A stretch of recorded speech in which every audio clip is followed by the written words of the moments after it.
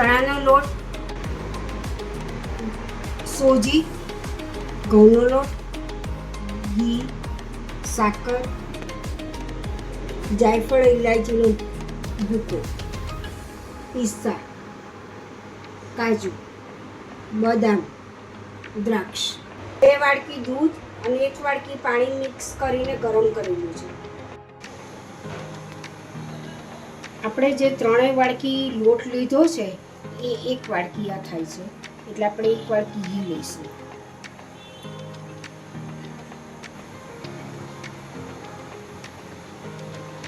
સૂજી નાખીશું, એને સેજ સાંતળી દઈશું પહેલાં.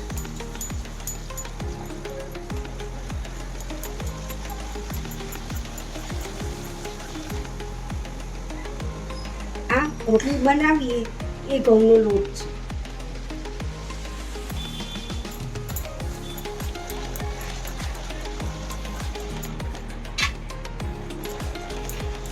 હવે આ ચણાનો લોટ છે, જેનાથી ટેસ્ટ બહુ સરસ આવે છે, એ ચણાનો લોટ ઉમેરીએ છે.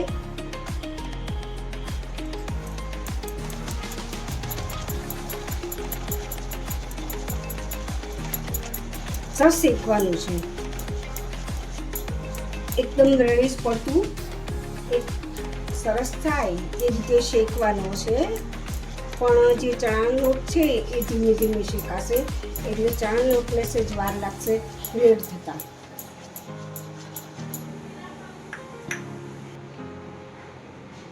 દ્રાક્ષ અંદર શેકાઈ જશે. શીખવા માટે થોડીક ઇલાયચી અને જાયફળ નાખીશું.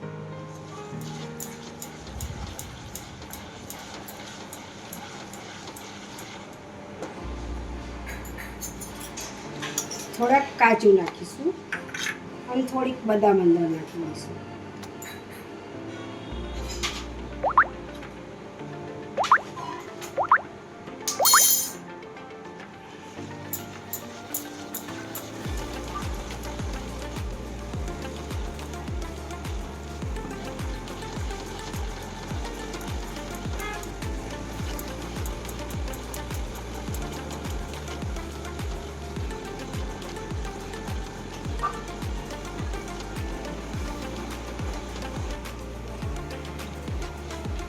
આ શેકાઈ ગયું છે, રેડ થઈ ગયું છે.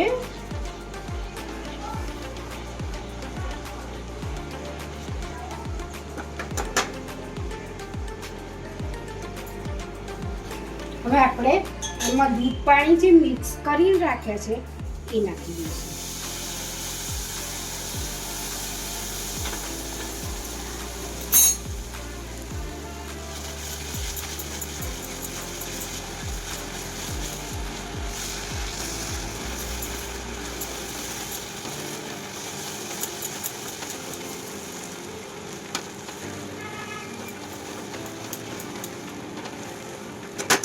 ચણાના લોટને લીધે કેટલો સરસ કલર આવે છે.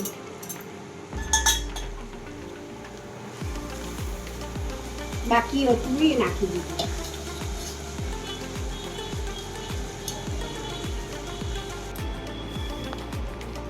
તો આપણે જે 1 વાડકી સાકર લીધી છે એ નાખી દઈશું.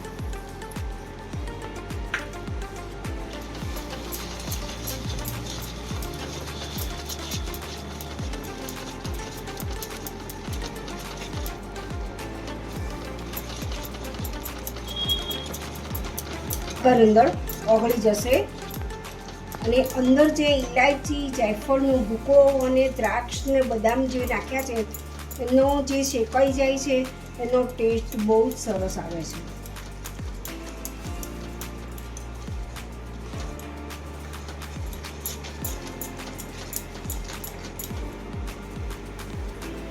આપણે બધું જ માપ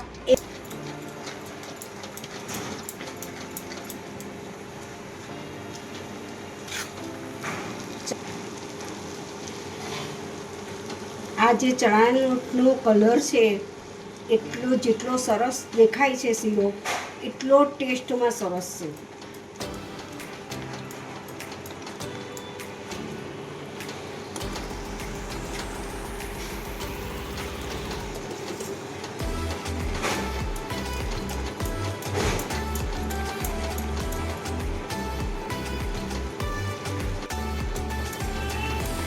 સાકર ઓગળી ગઈ છે અને ઘી છૂટું પડી ગયું છે.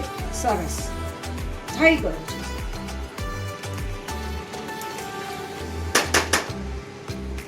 આપણે જે ઉપર ફ્લેવર માટે ઇલાયચી નાખીએ છીએ, જાયફળ, એ નાખી